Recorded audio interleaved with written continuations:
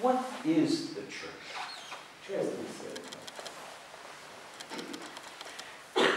I grew up in a lovely Protestant church.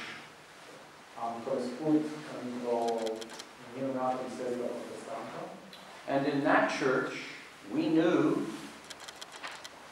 that the only Christians were the ones in that church. Și în acea biserică, noi știam, eram învățați că singurii creștini sunt în acea biserică. I thought that odd, S-a părut ciudat lucrul ăsta, but it was the way many thought. dar așa gândeau foarte mulți. The great, wonderful church father, Maximus the Confessor, Extraordinarul părinte al bisericii, Maximus Christophorul, has written so profoundly about the meaning of the ecclesia. scris atât de profund despre ce înseamnă cu adevărat, care este sensul conceptului de eclesia, About the mystery of the church. despre misterul ce se află în centrul bisericii. You all have seen icons in which the mountains are rising up. Ați văzut pe sigur cu toții icoane în care munții se înalță către cer. That is a kind of reference to what Maximus writes about so well. Este o fel de referință legată de ceea ce Sfântul Maxim scrie atât de bine. And what Gregory of Nyssa, our wonderful Cappadocian church father, wrote about so well. Despre care Gregorie de Nyssa, extraordinarul nostru părinte cappadocian, scris de asemenea foarte bine. Both of them have said that the whole of the cosmos is held together by God's grace. Amândoi au scris că întregul univers este ținut la un lanț de harul lui Dumnezeu. The whole of the cosmos is the energy of God. Întregul univers este energia lui Dumnezeu. It is an amazing thing to think about, to contemplate. Este un lucru extraordinar pe care poți să-l contemplezi, pe care poți să-l gândești. So for Maximus the Confessor, the highest level of the ecclesia, that is the largest picture we have of it, is in fact the cosmos itself. Pentru Sfântul Maxim Mântuitorul, cel mai înalt nivel al conceptului de eclesia, cea mai clară imagine pe care o avem, putem avea despre el, este universul însuși. All of creation is the place of the presence of the Holy Spirit. Întreaga creație este locul prezenței Sfântului Duh. So we have nothing to fear. Așa că nu avem nimic de care să ne temem. We have everything to rejoice over. Avem doar lucruri de care trebuie să ne bucurăm. And then if you come down to the next layer of Maximus's thinking about the ecclesia, Dacă coborâm puțin la următorul nivel al gândirii Sfântului Maxim despre eclesia, this is the beginning of the human story. este începutul poveștii omenești, poveștii umane. We hear that the ecclesia, the gathering, Auzim că eclesia, adunarea, comunitatea, includes all those human beings from Adam to the last human being at the end of life. include toate ființele omenești, începând cu Adam și până la ultimul om, la sfârșitul istoriei.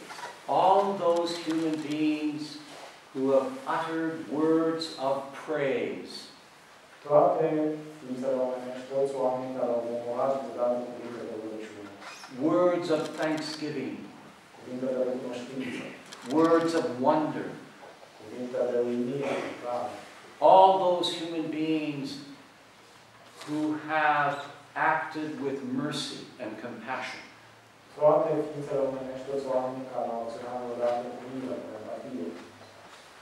Because all of those words and actions are a response to the Holy Spirit. Pentru că toate aceste cuvinte și acțiuni sunt de fapt un răspuns la chemarea Sfântului Duh.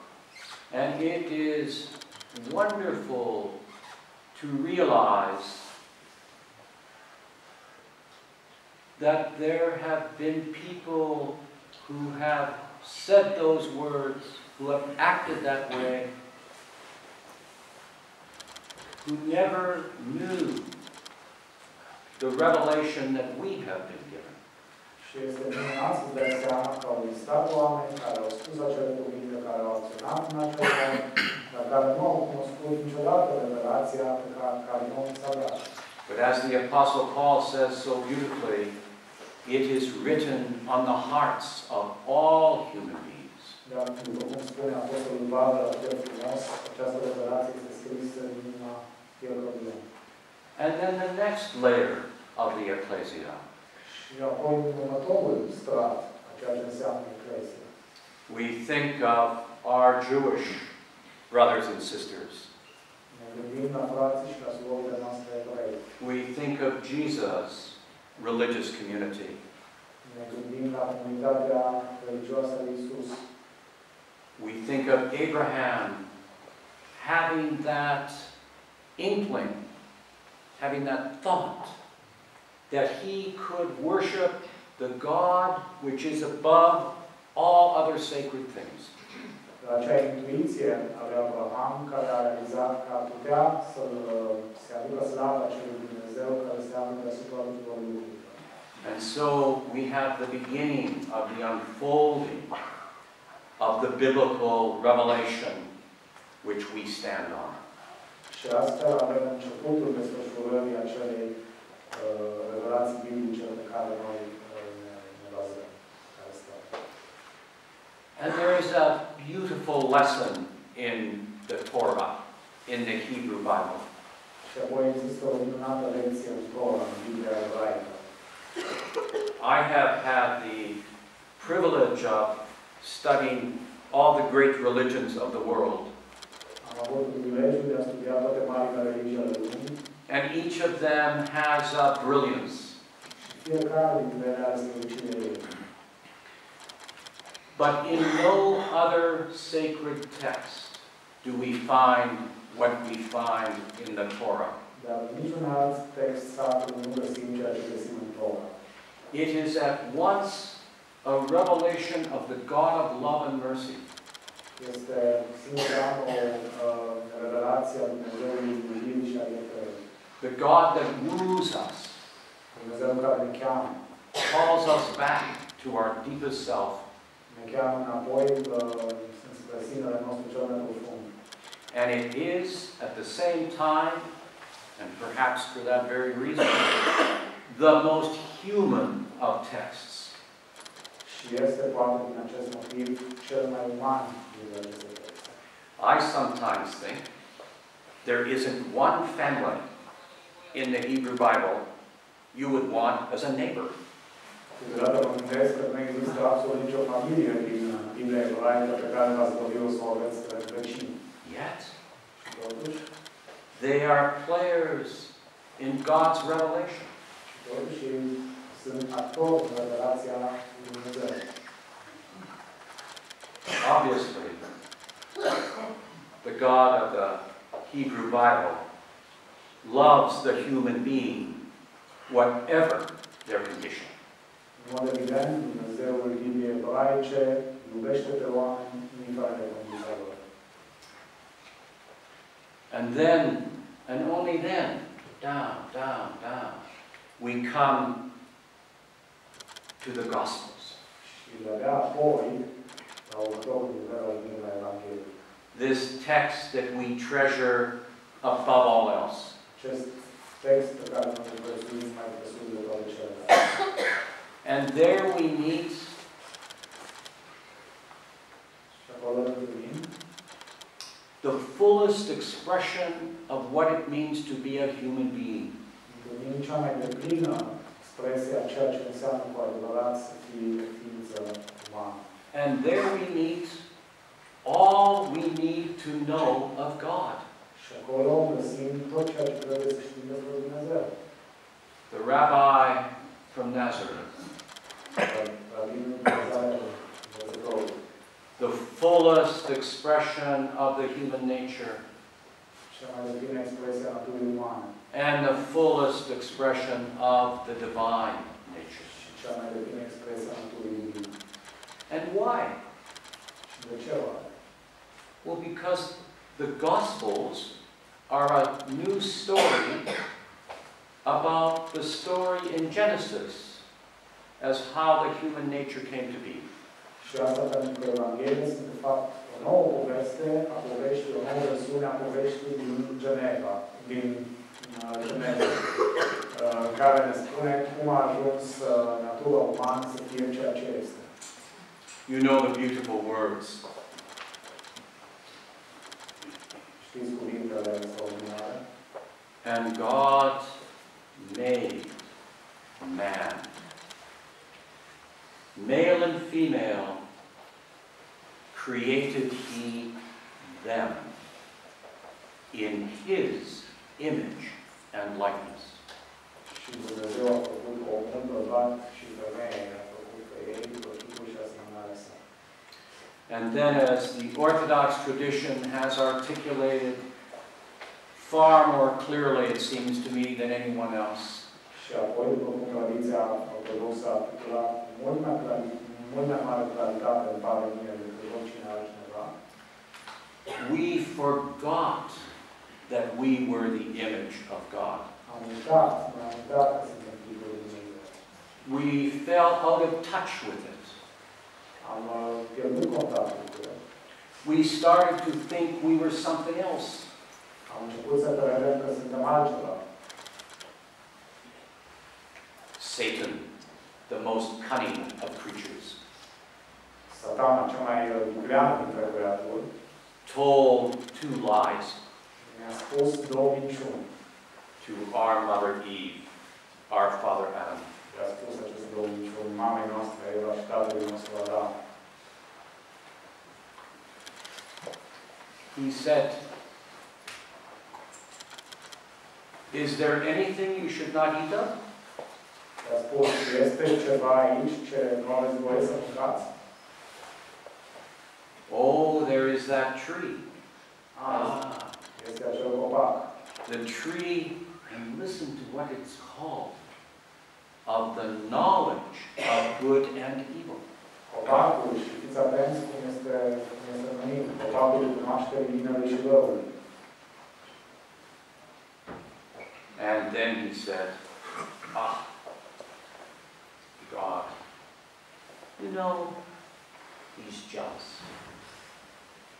If you eat of the tree, you will become like him. Și apoi a spus, ei, Dumnezeu, cum știți, e gelos, dacă veți mânca din acel pom, veți deveni la fel ca el.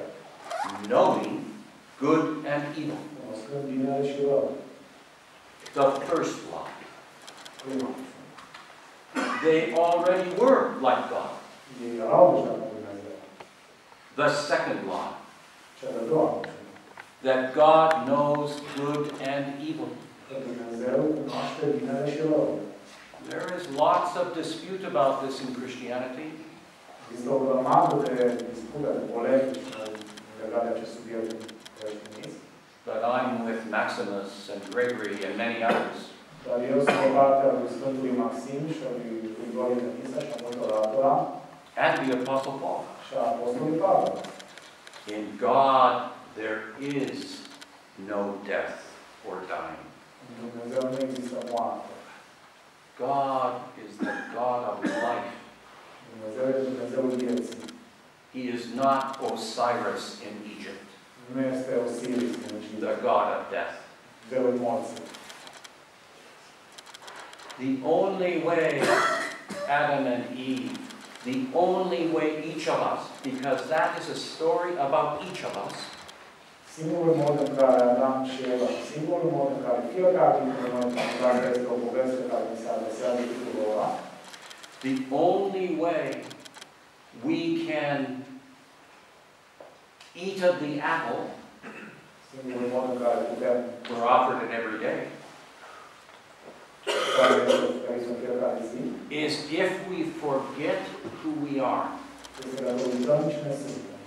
And if we think we are not enough. If we think we need something. We need nothing.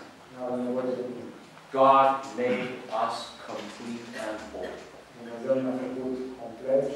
And said it is good. So at the center of that extraordinary narrative, and at the center of the theology that we share, the problem is not sin. The problem is self-forgetfulness. That's what leads us astray.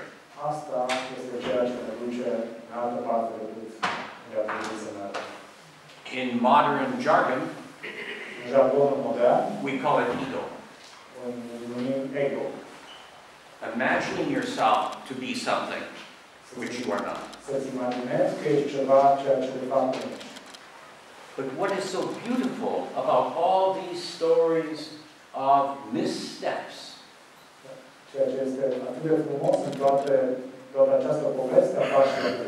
by our spiritual ancestors in the Hebrew Bible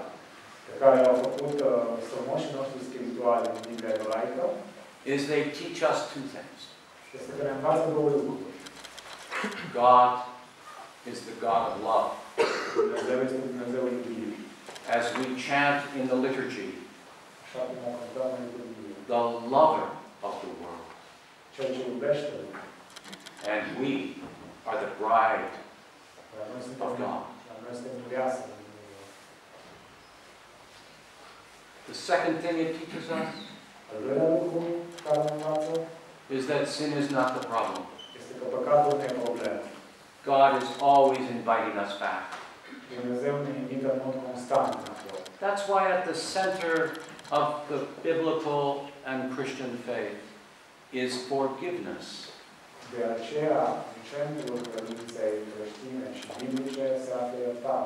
Not purity.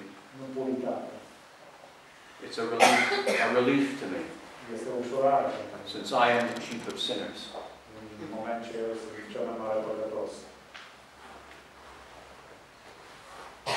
The ecclesia includes all of these people, with all of their wounds, with all of their foolishness. And every once in a while, we glimpse that they have also received grace.